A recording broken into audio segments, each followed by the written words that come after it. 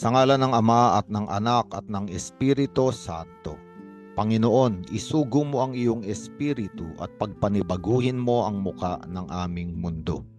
Ang mabuting balita sa araw na ito ay mula kay San Mateo, Kapitulo 9, versikulo 18 hanggang 26. Sa ebanghelyong ito, makikita natin na may pinapanauling buhay ang ating Panginoong Hesus.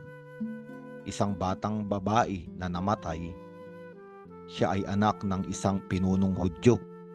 Ayon sa ibang mabuting balita, siya ay 12 taong gulang.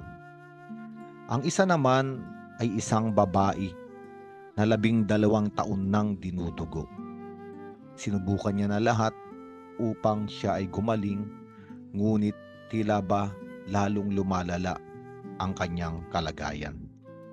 2 babae, isang batang babae na nagsisimula ang buhay na sa tagpong ito ay pisikal na namatay. Isa namang babaeng may gulang na pisikal na buhay, ngunit nawawala ang buhay sapagkat ang dugo ay simbolo ng buhay ayon sa kasulatan. At sa tuwinang ang dugo ay tatagas,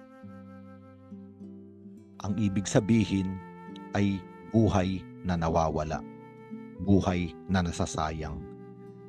Kaya nga maaari nating sabihin sa ebanghelyong ito ay may 2 nilalang. Isang pisikal na patay at isa namang pisikal na buhay ngunit namamatay. At ang 2 babaeng ito ay kinatagpo ng ating Panginoon. Habang naglalakad si Jesus kasama ang ama ng babaeng batang namatay, ang babaeng dinudugo ng 12 taon ng pagdurusa ay lumapit. Sinabi sa kanyang sarili na mahawakan niya lamang kahit na laylayan ang damit ng Panginoon, siya ay gagaling. At sa oras nga iyon ay naampat ang pagdurugo. Huminto ang pagtagas ng buhay. At pagtapos noon, sinabi ng ating Panginoong Jesucristo nung makita ang babae, nalakasan mo ang iyong loob, pinagaling ka ng iyong pananampalataya.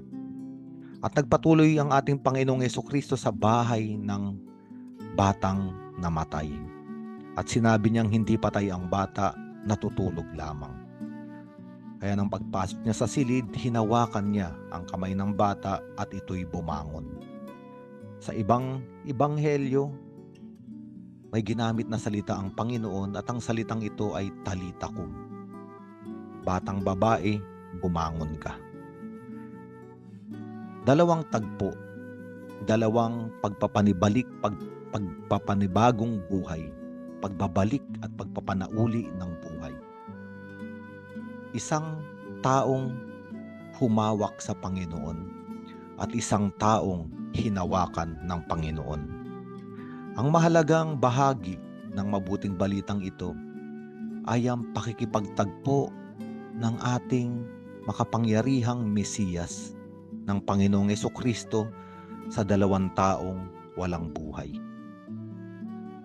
At ito ay larawan ng panalangin, sapagkat ang ating Panginoong Jesucristo ay dumaraan sa ating buhay sa pamamagitan ng panalangin.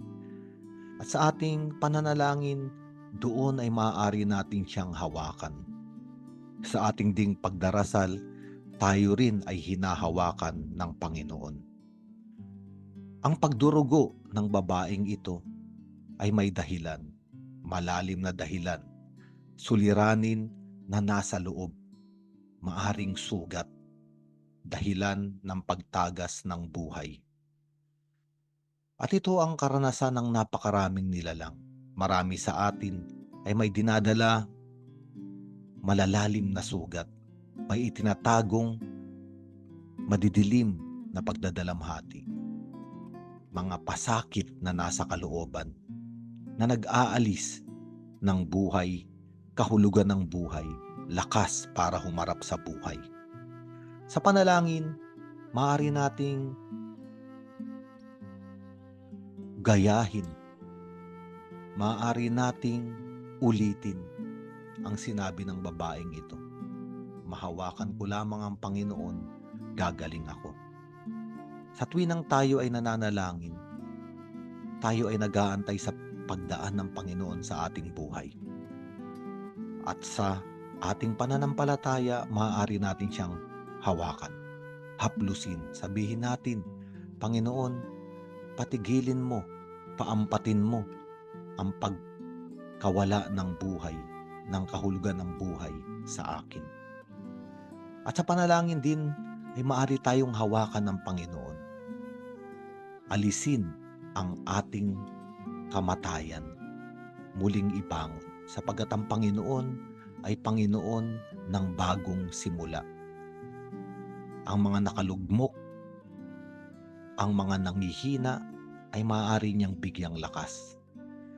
Kaya napakagandang ebanghelyo sa araw na ito. Tayo ay inaanyayahang katagpuin ang ating Panginoong Hesukristo, sapagkat siya lamang ang tanging may kapangyarihan laban sa kamatayan. Kamatayang pisikal man o kamatayang eksistensyal. Sapagkat ang ating Panginoong Hesus namatay, inilibing at muling nabuhay. At sa tuwing daraan siya sa ating kasaysayan, sa tuwinang tayo ay kanyang katatagpuin, isa lamang ang nais niya. Bigyan tayo ng buhay. Ganapin ang kahulugan ng ating buhay. At isang araw, tayo ay ihatid sa buhay na walang hanggan. Sa ngalan ng Ama at ng Anak at ng Espiritu Santo.